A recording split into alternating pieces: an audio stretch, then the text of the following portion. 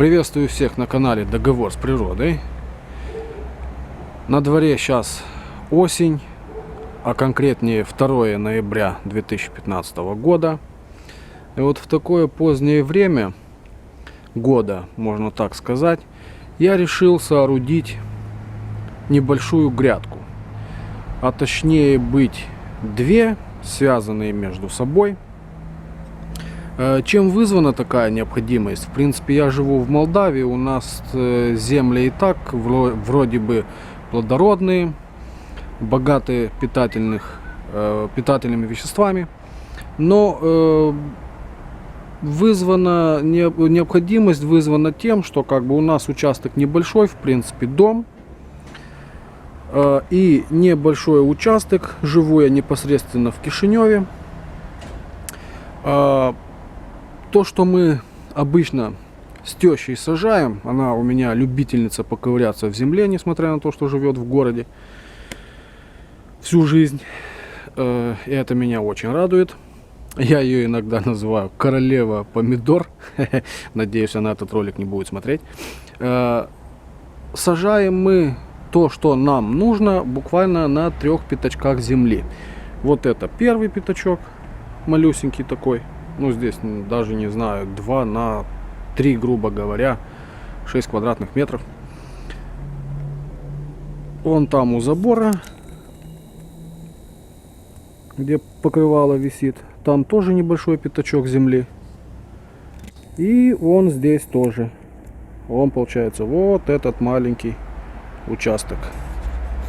Вот здесь мы сажаем все, что нам необходимо, а именно, ну, в принципе, больше всего помидор, как я и говорил, перцев сладких, не знаю, в этом году посадили картошку, буквально пару картошек, урожай не слишком, в грунте посадили, урожай не слишком, не было дождей, очень засушливый год, сухой, дождя практически не было несколько месяцев, поливали изредка, но это не то. Ну вот, в принципе, чем вызвана необходимость создавать грядки. Я хочу, чтобы было, во-первых, удобно, во-вторых, красиво, в-третьих, с толком, чтобы, естественно, это самое, может быть, дать такую помощь нашей земле. Как я и говорил, она у нас и так плодородная. Здесь когда-то было море на территории всей Молдавии и не только. Это было очень давно, может и неправда, но дело не в этом. Я решил помочь земле, грунту разными, скажем так, органическими добавками. Не любитель химии, не любитель разных удобрений. Так что вот решил попробовать такой органический, получается, способ прикормки. В чем суть вопроса? Что я собираюсь делать? Вот здесь у меня, получается, остались вот эти стебли сладкого перца. Их я уберу. Грядки будут 2, получается. Вот где-то начиная вот отсюда и до сюда. Тут я, наверное, ставлю вот такую тропинку. До сюда будет грядка. Здесь еще одна. И я подумал, чтобы эта дорожка, которая будет между ними, чтобы она зря не просиживала, вот эти 2 грядки, раз, два, я их соединю вместе. То есть будет вот такая одна грядка буквой П, русская П выходит.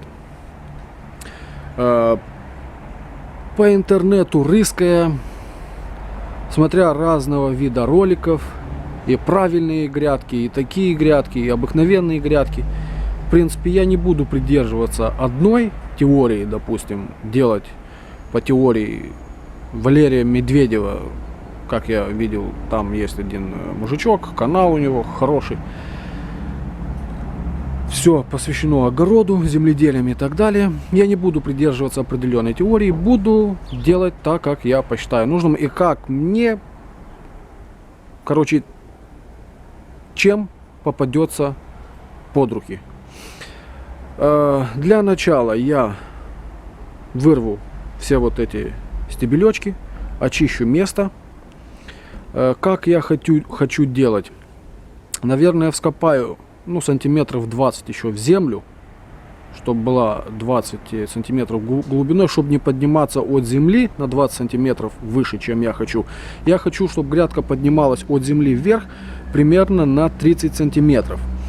Делать такую, скажем, высокую грядку до полуметра высотой от земли я не хочу. Поэтому я, наверное, сантиметров 20 я уйду в землю.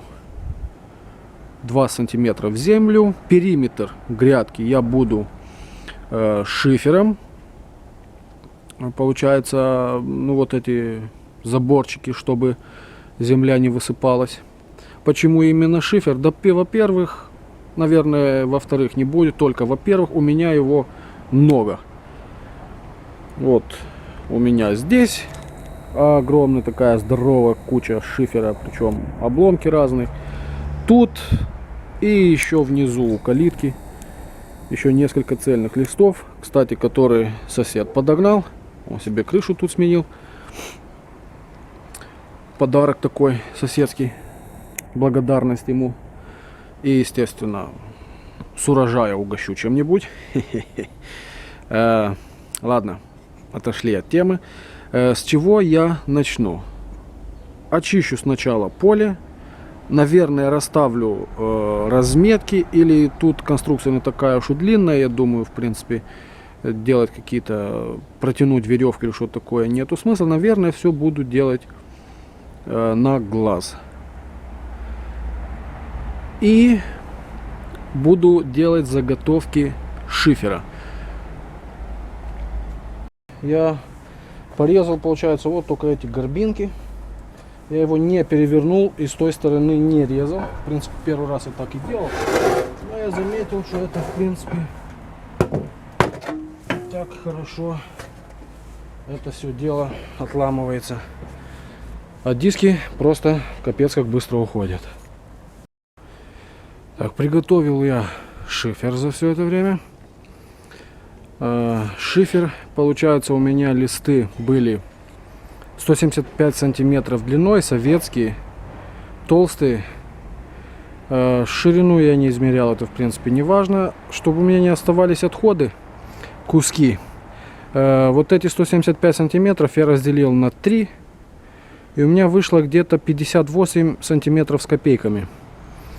Я поставил по 58 ровно, то есть у меня высота шифера отсюда до сюда, это считается высотой, будем считать, отсюда до сюда 58 сантиметров. Ну, в землю уйдут где-то 8 сантиметров я еще буду забивать, плюс 20 сантиметров будет еще яма и где-то 30 сантиметров над землей все это дело останется. Ну, шифер я имею в виду, который пойдет в качестве бортиков, да, для грядки. Нашел я в огороде какую-то конструкцию с алюминия, трубки какие-то. Я подпилил болтики, с которыми она была соединена. И у меня остались чисто вот трубки. Они пойдут в качестве колев, брусков, которые будут поддерживать бортик. Я сначала подумал о деревянных, но деревянные забиваешь, со временем они сгнивают. Либо их нужно на ту часть, которая будет забита в земле, нужно окунуть в мастику, высушить. Короче, у меня нету и времени, и мастики нет, и времени, и желания. Я думаю, алюминиевые трубки пойдут. Они уйдут в землю где-то в среднем на 30-40 сантиметров, будут хорошо придерживать наш заборик. Здесь у меня был пенек. Я его, в принципе, вот с этим аргументом русским, да, который называется кувалда, и вот этой лопаты, я его вытащил оттуда. В принципе, он не пропадет, он пойдет в основу, в нижний слой, получается, грядки, где будет лежать разные уже негодные куски дерева, которые уже начинали разлагаться, которые уже в хозяйстве не пойдут. Разный мусор, в принципе, до этого еще надо дойти. В принципе, у меня практически все готово. Теперь нужно сделать как бы мини-чертеж такой, разметки, где, собственно, будет и грядка. В принципе, как я это буду делать, пока не знаю, но по ходу действия уже буду смотреть и, естественно, вам показывать. Поменяли ракурс. Теперь смотрим анфас, как все это дело будет выглядеть. В принципе, вот первая грядка, вот вторая грядка.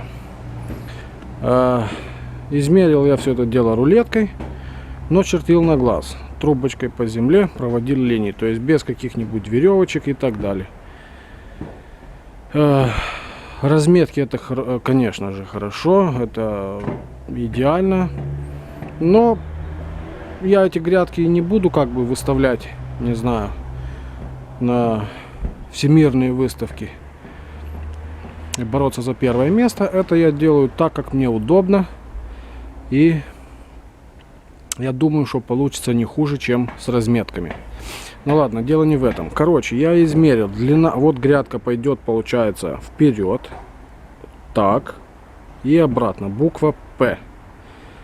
Вот от той линии задней, получается, до вот этой 1 метр тоже. Там, получается, будет тоже вот такая мини-грядка. Но общая. С этого края, вот от этой линии, получается, до задней 3 метра 70 сантиметров. Получается, ширина 1 метр. Тропинка, дорожка между грядками, я ее оставил на 70 сантиметров. Думаю, больше нету смысла. А меньше, думаю, что будет неудобно ходить. Допустим, если тут будет помидоры, все дела, они начнут расширяться, этой тропинки и не будет видно. Ну вот тоже как-то так. Теперь начну копать в глубину здесь, здесь и там. Короче, вот эту букву П я углублю в землю сантиметров на 20. Вскопали по периметру. Теперь всю эту землю надо перекинуть в сторону. Фу. Вот, собственно, и все. Спустя некоторое время основная работа закончена. Ушел я в глубину сантиметров на 25. Я говорил, что уйду где-то на 20. В принципе, я ушел ровно на штык лопаты. Штык лопаты я измерил. Выходит ровно 25 сантиметров. Ну, где-то больше, где-то меньше. Это земля же тоже неровная у меня здесь. С бугорками. Ну, в принципе, суть не в этом. Работа сделана. Теперь надо взять шифер, который мы заранее приготовили. И по периметру раскладывать его вот так. Спокойно прибить эти колья, чтобы он хорошо держался. Потом будем уже раскладывать саму начинку нашей грядки. Ну что ж, закончили мы работу с шифером. Вышло довольно прилично. Мне лично нравится, как я говорил. Грядки не буду выставлять на какие-то там выставки, показы и так далее. Мне первое место не надо, но так для себя мне очень даже нравится. По поводу вот этой трещины здесь, щели. Здесь я, в принципе, шифер шириной не это самое. Не хотел я портить большой кусок шифера. Я оставлю так, как есть. Могу туда забить просто кусок доски какой-нибудь и эту щель просто закрою. То есть это не страшно. Как я укладывал шифер? В принципе, ставил его вот так вдоль стенки, которая получилась. Внизу я лопатой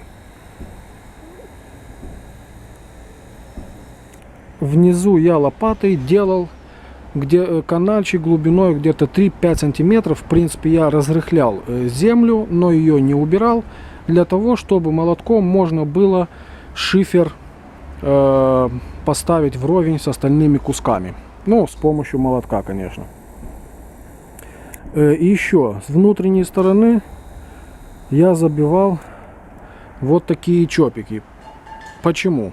Ну, в принципе, получается так, что шифер до середины, получается середина, длина шифера 58 сантиметров, где-то половина длины, она уходит в землю, и шифер упирается в этот, получается, в эту стенку, край.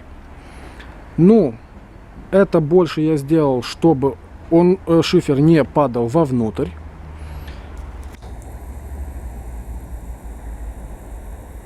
И когда я буду уже заполнять ее, это тоже не позволит, чтобы шифер падал снаружи.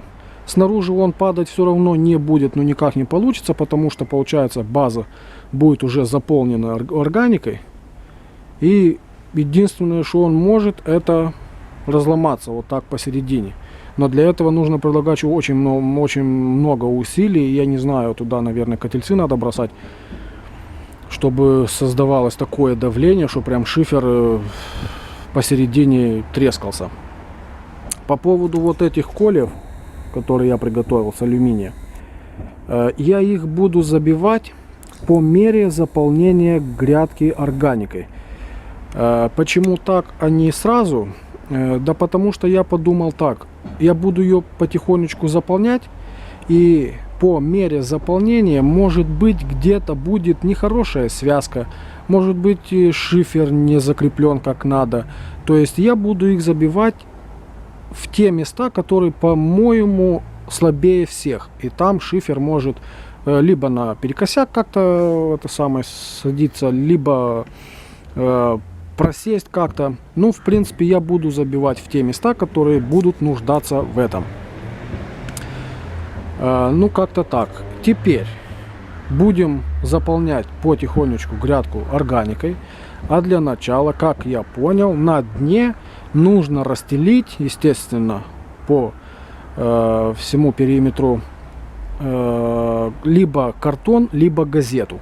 Ну, картон я не знаю, если есть у меня где-то, но газету я должен найти.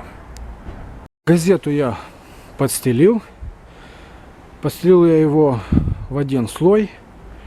И уже где попало, где мне казалось, что не помешало, вставлял тоже по кусочку газеты. Получилась вот такая дорожка по всей площади. Теперь, если я не ошибаюсь, здесь ну никак не помешает слой песка. Песок насыпал.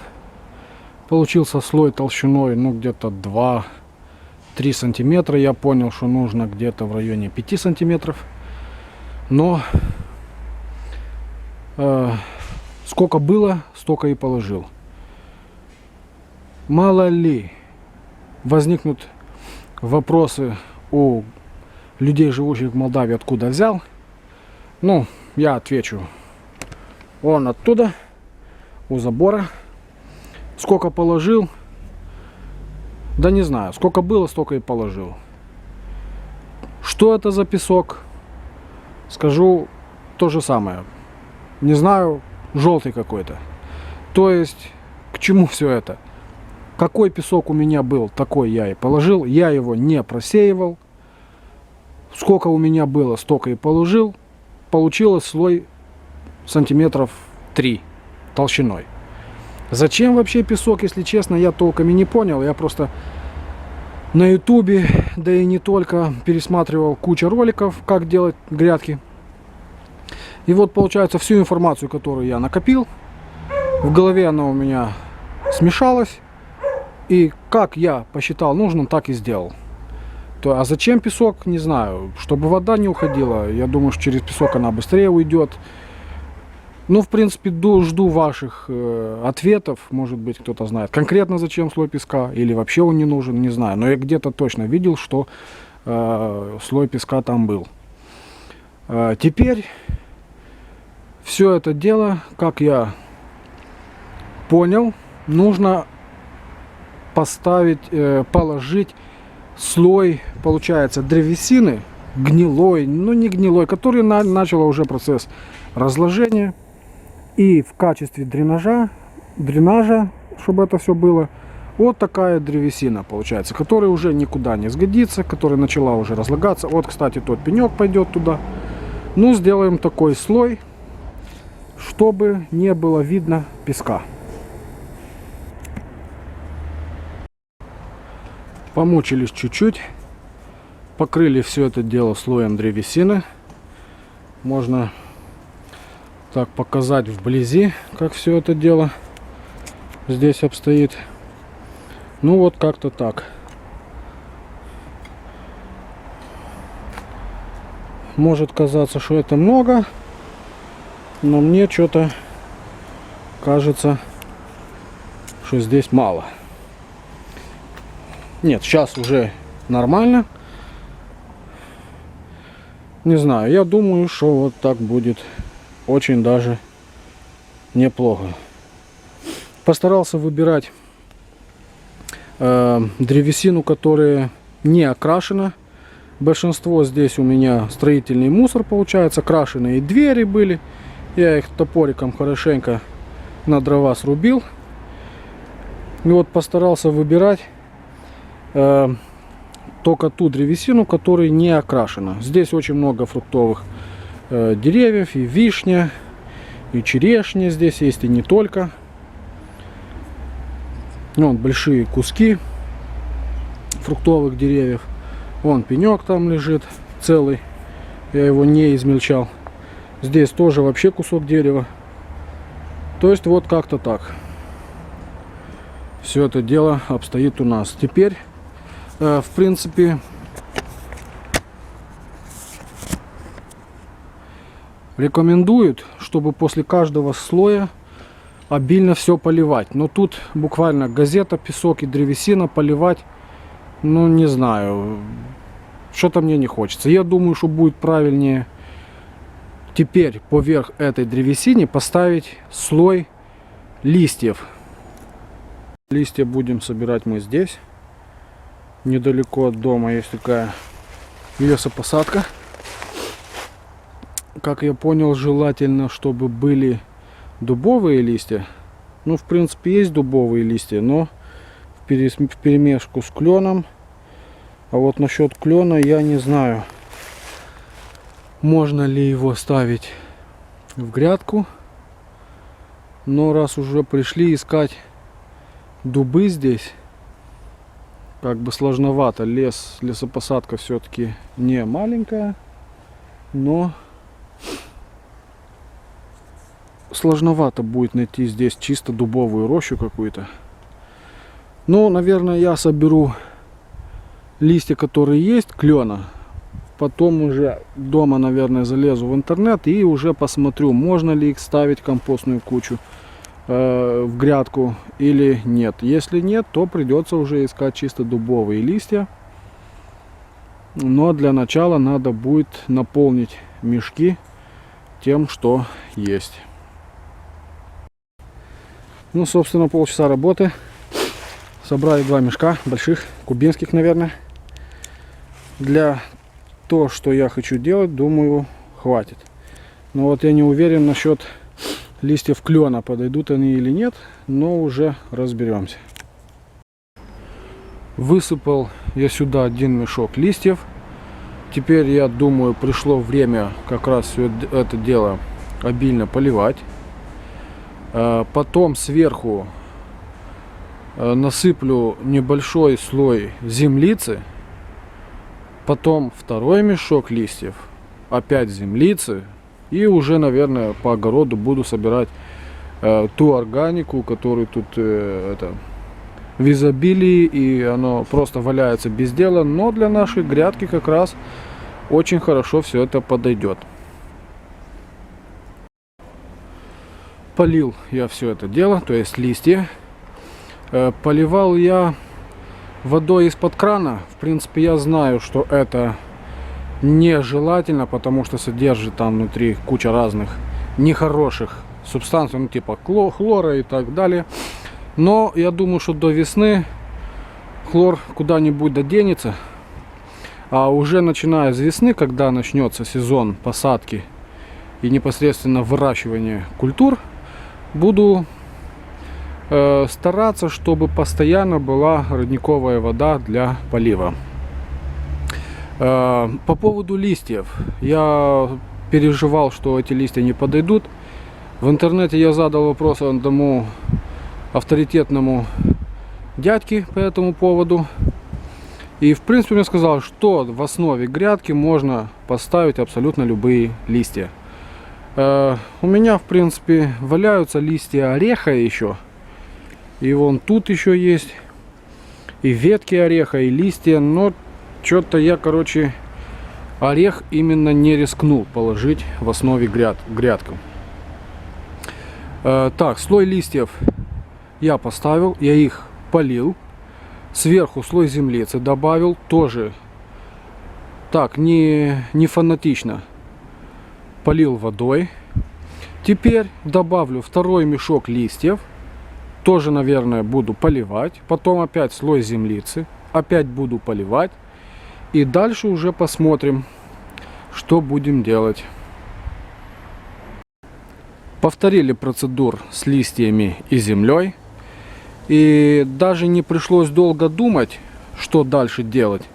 Как я вспомнил, что у нас там валяется куча веток высохших.